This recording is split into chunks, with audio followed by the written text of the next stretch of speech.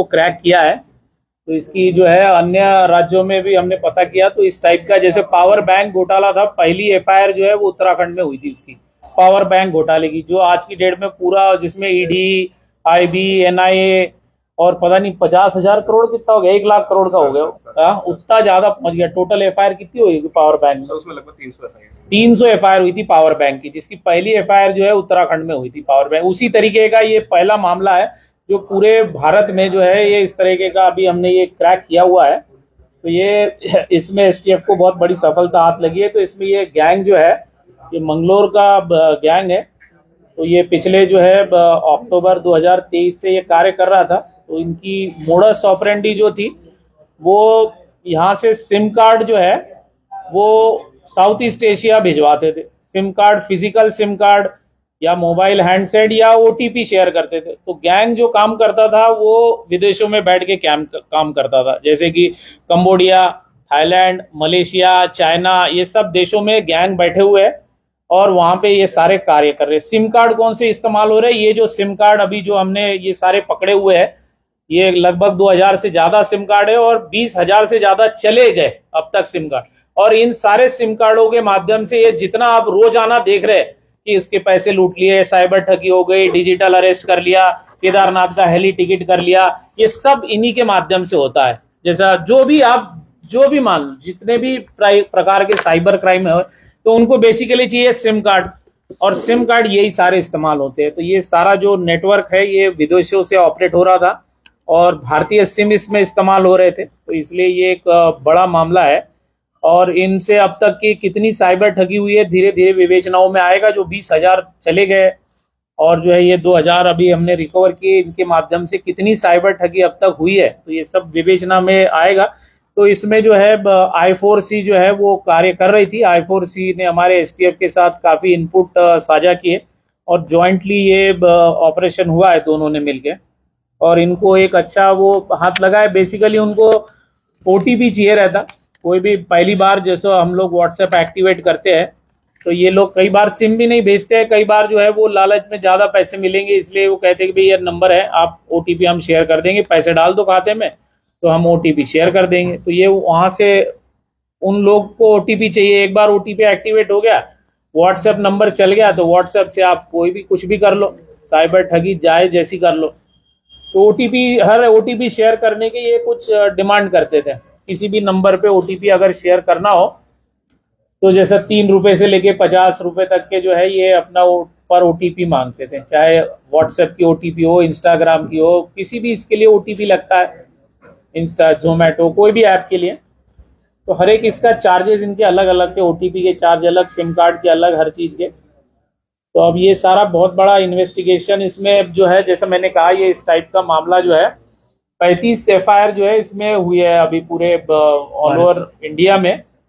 इसमें की 2 एफआईआर हमारे इसमें लिंक हो गई है, जो सब मोबाइल जो चल रहे सिम कार्ड जो बेचे गए इससे 2 एफआईआर हमसे लिंक हो गए, और 35 एफआईआर जो है वो हो गई कि इन सब माध्यमों से यूज करके 35 एफआईआर उसमें अभी तक हमको हो गई कि भैया इनका यूज करके ऐसे झांसे दिए गए कि जिसका पैसा जाता है वो अपनी एफआईआर दर्ज कराता है, जिसका भी जो इन्वेस्टमेंट जो भी जाता है तो एफआईआर दर्ज होती है। तो इस आदमी से उस एफआईआर को लिंक कराने के 35 मामले भारत में है। 2 मामले हमारे यहाँ के, एक नेहरू कॉलोनी, एक गोपेश्वर के, 2 मामले हमारे यहाँ के हैं।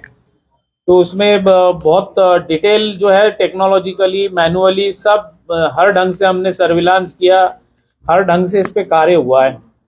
ये जो बरामद हुए हैं, बाकी आगे का अभी आपको ये बताएंगे, फिर अभी ना नवनीत बताएगा। नवनीत इधर आ जाओ। नवनीत बताओ।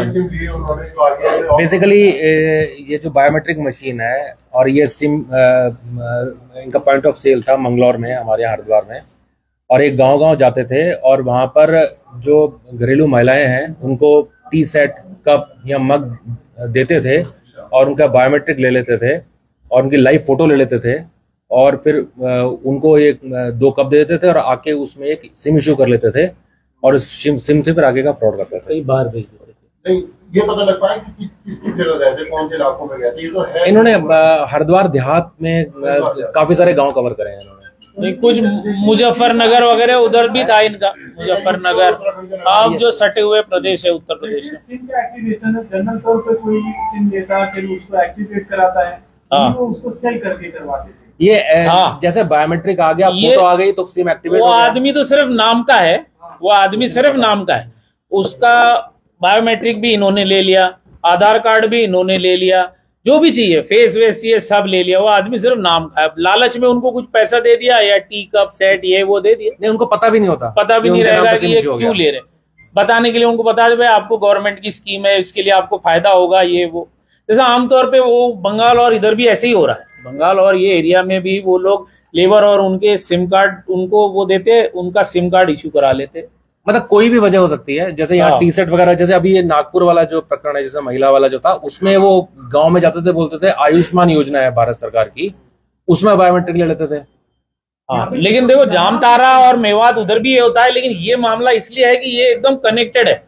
जो जिसका पैसा गया झांसा वो एफआईआर हुई वो, और जो विदेश गया वो, ये सब पूरा लिंक होने वाला ये पहला मामला है। जो पैसा जो सिम कार्ड जो है वहां गए चाइना कंबोडिया, ये पहला मामला है इस तरीके। नागपुर से रिलेटेड है कुछ, हाँ? नागपुर वाले मामले से कुछ है? नहीं, ये बेसिकली जो ये वाला गैंग सिम से जो फ्रॉड हो रहे थे अब्रॉड जाके, ये उससे रिलेटेड नहीं है ये मामला। नवनीत जी, बहुत इंपॉर्टेंट सवाल है, लोग इससे कैसे बच सकते हैं? जैसे आपने कहा ऐसे मान लो कब बेच दिया, ऐसे गांव अगर लोग आए तो उससे कैसे बचे?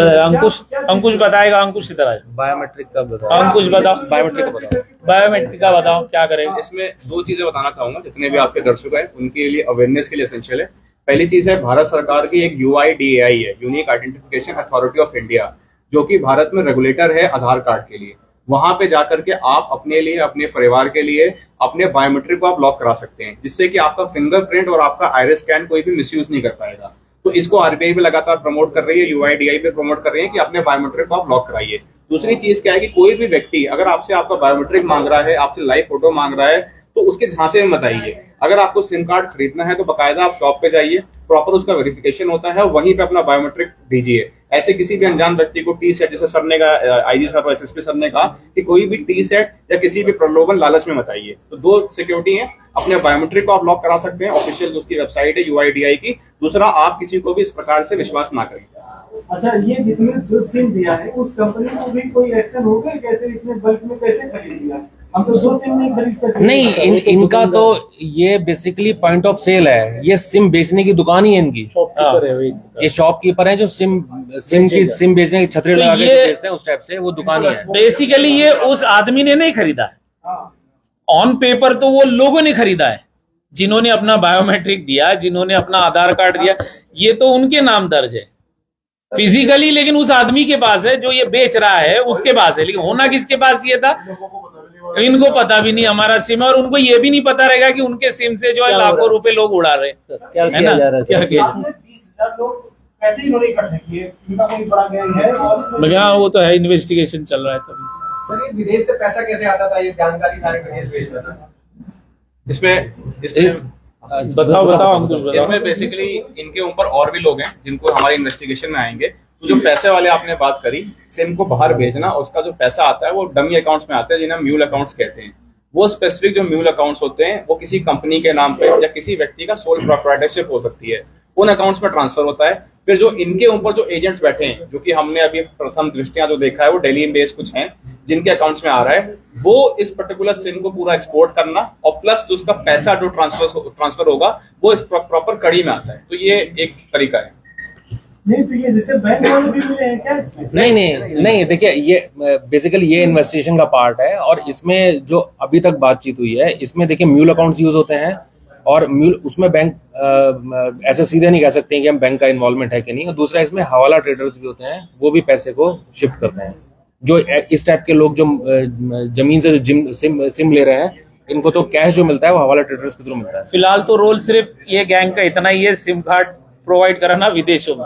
फिर उसका कड़ी बहुत लंबी है उस सिम कार्ड का, वो क्या करते हैं, पैसा कहाँ जाता है, वो एक अलग वो है। ये है कि ये सिम कार्ड अगर फिजिकली वहां गए हैं तो ये कैसे गए, ये थोड़ा विवेचना अभी हम लोग देखिए इसमें इम्पोर्टेंट क्या है, सर ने बता दिया है, मैं रिपीट कर रहा हूँ। इसमें इम्पोर्टेंट है कि जो इस गैंग ने सिम भेजे हैं, जो बेचे हैं लोगों से लेके, उससे लगभग 35 fraud all over India register हो चुके हैं और 2 उत्तराखंड में है FIR। ठीक है, उसमें वेस्ट बंगाल में बहुत बड़ा केस है, 1 करोड़ से ऊपर का।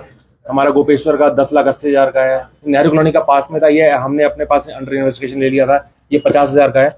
और करोड़ों के जो घोटाले जो इसी है को इस्तेमाल करके ये इस गैंग ने जो सिम भेजे थे उनसे हुए हैं। और ये जो है I4C ने सारा डिटेल जो है STF से शेयर किया। लेकिन अखिलेश जी और नवनीत जी, आप दोनों लोगों से ये है कि जितना खुलासा इम्पोर्टेंट है, उससे ज्यादा इम्पोर्टेंट ये है कि आगे लोग ट्रैप ना हो, ऐसे फंसे ना। वो तो CO साहब ने बताया ना आपको, अपना बायोमेट्रिक ब्लॉक कीजिए। नहीं तभी थोड़ा सा आप अवेयरनेस आप भी डालो कि क्या करे क्या ना करे, थोड़ा सा अपना जो है प्रिंट के माध्यम से अवेयरनेस, सबसे बड़ा वही है अवेयरनेस, पब्लिक क्या ना करे।